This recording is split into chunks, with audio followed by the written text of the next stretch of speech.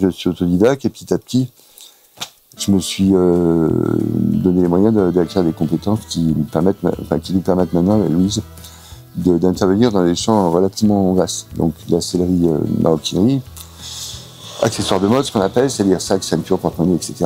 De la sellerie équine, donc pour le cheval, réparation de selle, filet, etc. On fait aussi un peu de sellerie automobile sur les très grosses voitures. On fait des cours autonomes pour les Bugatti ou des selles de moto, etc., etc. J'ai coupé la boîte en morceaux. On a créé 3 SRL, enfin 2 SRL sur le cuir, une à Draguignan, une ici. Et puis dans le salle d'en bas, enfin Draguignan, c'est une entreprise indépendante, enfin ils sont autonomes. En ce moment, il reste encore un salarié. Et puis ici, c'est moi qui suis salarié chez Louise, encore stallé. Et puis je pense qu'après, je vais prendre ma retraite et puis Louise va me remplacer. J'ai un de mes fils qui était cuistot, qui avait travaillé un peu avec moi. Il a monté sa boîte à Oléron. Donc Thomas Corretto est installé à Oléron depuis 4-5 ans. L'atelier de Chamay est une histoire de famille où père et fille s'approprient le cuir. Dans l'atelier, on va faire un peu de tout. On va faire et du sur-mesure et nos modèles de création maison. Ce qui est intéressant en fabricant, c'est qu'on peut perpétuellement se réinventer et créer des nouveaux modèles continuellement. En une semaine, j'en ai fait 2 nouveaux pour diversifier la gamme.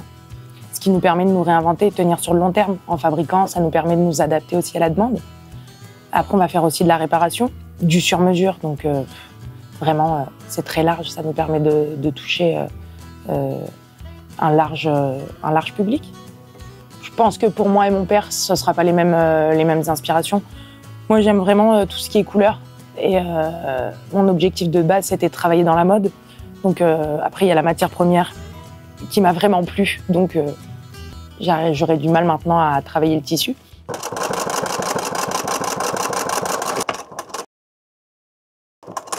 Moi, mes inspirations, ça va partir d'une idée. Ce qui est intéressant, c'est d'avoir une idée et de pouvoir concrétiser ce qui nous passe par la tête. Donc en partant de là, tout est possible. Niveau création, on peut partir...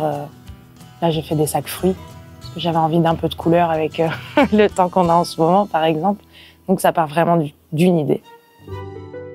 Si la difficulté, c'est d'avoir l'idée puis de la réaliser, cela s'acquiert avec le temps et la pratique. Louise sait quel modèle créer rien qu'en touchant ou en voyant les cuirs. L'emporte-pièce va faire le travail du cutter, en fait. Il va découper la forme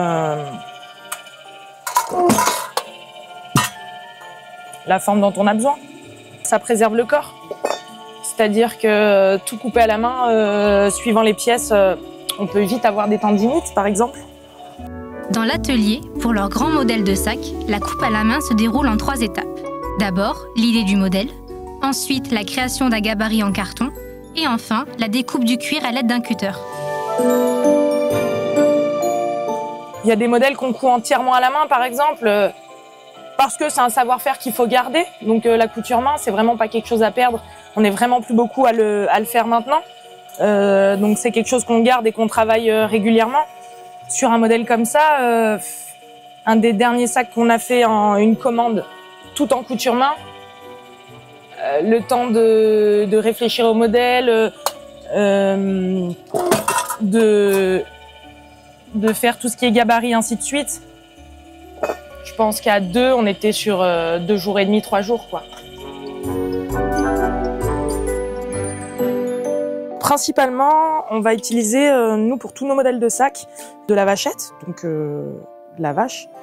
Pour certains porte-monnaies, on va utiliser un peu d'agneau. Et pour les doublures, de la peau de porc. De la peau de porc pour les doublures, parce que ça nous permet d'avoir une doublure qui va pas s'effilocher avec le temps, étant donné que c'est pas du tissu. Et ça nous permet de pouvoir garantir nos sacs sur le long terme, quoi. On a tellement de sortes de cuir que nous, ce serait difficile de manquer de quelque chose. On a des cuirs qu'on va avoir depuis, ça fait 20 ans qu'ils sont là. Donc ça me permet d'avoir vraiment un large choix de cuirs différents. On a la chance en France d'avoir de très bons cuirs. Et les cuirs, le fait de les acheter en France, ça permet de savoir d'où ça vient, comment c'est tanné, et de pouvoir se retourner chez le tanneur, enfin retourner sur le tanneur s'il y a un problème de teinture ou de... Le mieux pour choisir le cuir, c'est de se déplacer. d'aller directement chez les fournisseurs. Parce que le cuir en photo, ça va pas avoir le même aspect, pas le même toucher. Et puis ils ont des quantités de cuir impressionnantes. C'est important de se déplacer pour voir, quoi, fouiller, voir ce qu'on veut sur le moment. Donc en général, on va se déplacer chez les fournisseurs. Le tannage est un procédé qui consiste à transformer la peau de l'animal en cuir et la rendre imputrescible. Elle est trempée dans un bain contenant du tanin, molécule naturelle ou chimique, responsable de cette transformation, pendant plusieurs jours. Des colorants peuvent être ajoutés durant ce processus. Selon la technique utilisée, on obtient différents types de cuir, vernis, imprimé, souple ou encore dur. Les cuirs pour les ceintures, par exemple, ça va être des cuirs plus épais.